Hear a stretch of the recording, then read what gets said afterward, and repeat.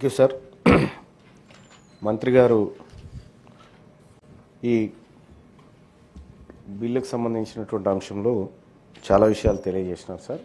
Already ఈ bill అమల్లోకి వచ్చేసింది. సో మనం అంటే ఇది ఆల్రెడీ మనం ఆర్డినెన్స్ తీసుకున్నాం కాబట్టి అది అమల్లోకి వచ్చేసి నడుస్తూ ఉంది. అయితే సార్ దీంట్లో కొన్ని లోటుపాట్లు ఉన్నాయి సార్, వీటిని చర్చించుకోవాలి సార్. ఇప్పుడు మనం టంచన్గా జిఎస్టీలు వసూలు చేసే కాడ పర్సంటేజీలు సరే, ఇప్పుడు 4 స్లాబులు ఉంటే 2 స్లాబులు చేసినారు, తద్వారా రాష్ట్ర ప్రభుత్వ ఆదాయానికి గండిపడుతుంది, ఇటువంటి అన్నీ ఓకే సార్. కానీ ఈ జిఎస్టీ ఫ్రాడ్ కేసులు చాలా ఉన్నాయి సార్.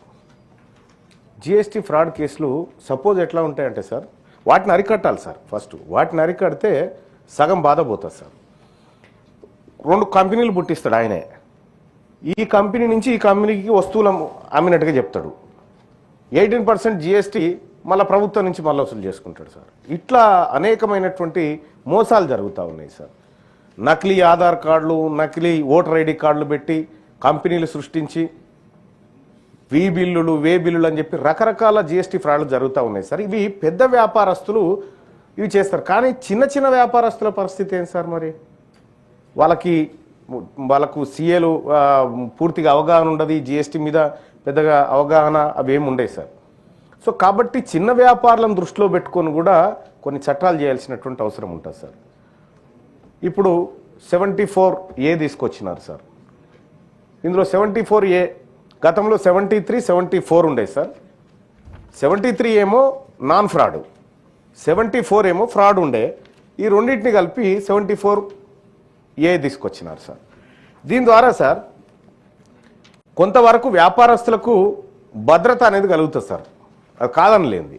ఎందుకంటే అప్పుడు జిఎస్టీ అధికారి వచ్చి డైరెక్ట్ పట్టుకొని దాని మీద కేసు మీద ఫ్రాడ్ అని రాసిపోతే కథమే సార్. ఇక అంటే కోర్టులలో విచారణ తేలక ముందుకే ఈయన ఫ్రాడ్ అని రాసిపోతాడు. ఫస్ట్ రాసిపోగానే ఈయనే దోష అవుతూ ఉంటాడు. సో చివరిలో విచారణ అనంతరం ఆయన దోష కాదా అనేది కోర్టులు చెప్తాయి సార్. అట్లా అదొక సమస్య ఉండేది సార్. దాన్ని సవరించినందుకు ప్రభుత్వానికి కూడా ధన్యవాదాలు తెలియజేస్తా ఉన్నా. కానీ కాకపోతే ఏంటంటే సార్, ఈ చిన్న వ్యాపారులు ఎక్కువగా ఈ అవగాహన లేమి కారణంగా కొన్ని ఫ్రాడ్ కేసులలో కానీ లేకపోతే కొన్ని నాన్ ఫ్రాడ్ కేసులలో కానీ ఇరికేటువంటి అవకాశం ఎక్కువగా ఉంది. సో వాళ్ళని అవేర్నెస్ చేసేటువంటి కార్యక్రమం ప్రభుత్వం చేపట్టాలి సార్.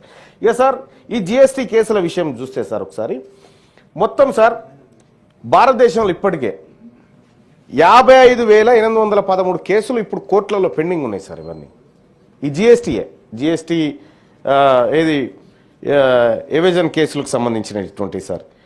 దాదాపు వీటి విలువ సార్ 1,60,000 కోట్ల విలువైనటువంటి పంచాయతీలు కోర్టులలో ఇరుక్కున్నాయి సార్.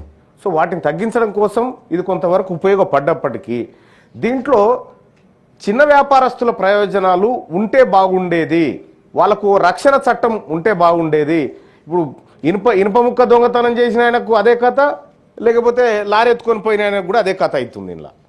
కాబట్టి అంటే దొంగతనమే సార్, చిన్న పెద్ద అని కాదు. కానీ తెలియక జరుగుతాయి, కొంతమంది తెలియక జరుగుతాయి. ఓసారి సీఏ తప్పు చేస్తూ ఉంటాడు, ఓసారి ఆయనకు అవగాహన ఉండదు, దాంతో కొద్దిగా ఇబ్బందులు జరుగుతూ ఉంటాయి సార్. సార్ ఎవరైనా సరే పన్ను తక్కువగా చెల్లిస్తే అనుమానం వస్తుంది సార్. అనుమానం వస్తే నోటీస్ సర్వ్ చేస్తారు. నోటీస్ సర్వ్ చేసి వాళ్ళ వ్యాపారానికి సంబంధించినటువంటి రసీదులు కానీ ఇన్వాయిస్లు కానీ అన్నీ చెక్ చేసుకుంటారు సార్.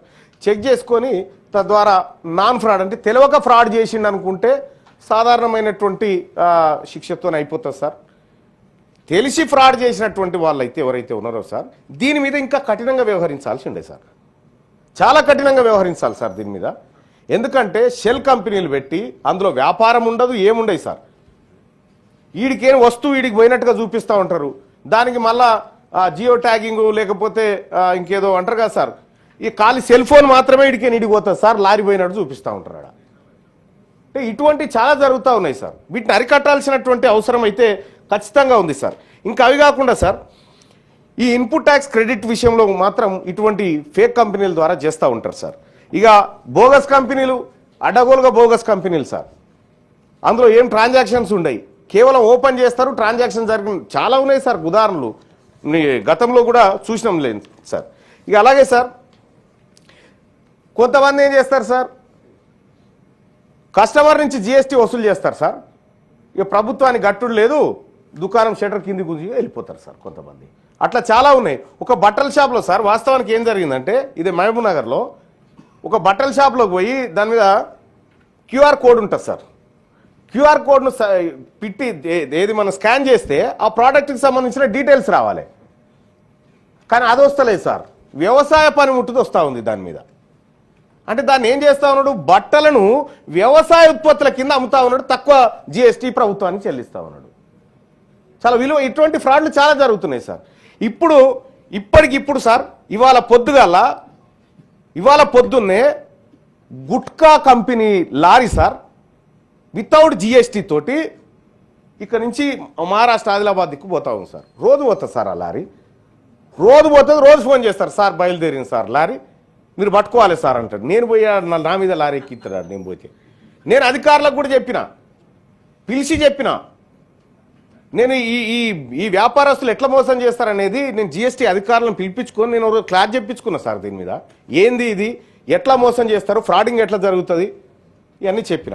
ఇక రాష్ట్ర ప్రభుత్వం పరిధిలోకి ఇప్పుడు ఏది మద్యం ఉన్నది సార్. దేశమంతా ఒకే పన్ను విధానం ఉండాలనేది జిఎస్టీ సార్. దాని ఆలోచన అదే. మేము 9% తీసుకుంటే మీరు 9%, మేము 5 తీసుకుంటే మీరు 5, మీరు 12 తీసుకుంటే మేము 12. పంపకాలు సమానంగా పంచుకుంటారు సార్ రాష్ట్ర ప్రభుత్వం, కేంద్ర ప్రభుత్వం. కానీ ఇక్కడ మద్యం ఉన్నది సార్. యాక్చువల్గా నేను ఒకసారి ఎక్సైజ్ అధికారులతో ఒకసారి క్లాస్ చెప్పించుకున్నాం సార్. మళ్ళా చెప్పించుకున్నటువంటి సందర్భంలో ఎంతకు తయారవుతుంది బాయ్సాప్ ఈ ఒక లిక్కర్ బాటిల్, క్వార్టర్ బాటిల్ ఎంతకు తయారవుతుంది అంటే 9 రూపాయలకు తయారవుతుంది అని చెప్తా ఉన్నాడు. 9 రూపాయల క్వార్టర్ బాటిల్ను 190 రూపాయలకు అమ్ముతా ఉన్నారు వీళ్ళు. అంటే దాని మీద ఎంత పన్ను అన్నట్టు? ఇది రాదా మరి జిఎస్టీ పరిధిలోకి? 18% ఎంత టాప్ ఉంటే అంతేయండి. మీరు 18% పన్ను వేయండి సార్ క్వార్టర్ మీద, 20 రూపాయలకే క్వార్టర్ సీసా దొరుకుతుంది. దాన్ని 180కి అమ్మబడితే పెట్రోలు డీజిల్ జిఎస్టీ పరిధిలోకి రావు. వాల్యూ యాడెడ్ ట్యాక్స్ దానికి.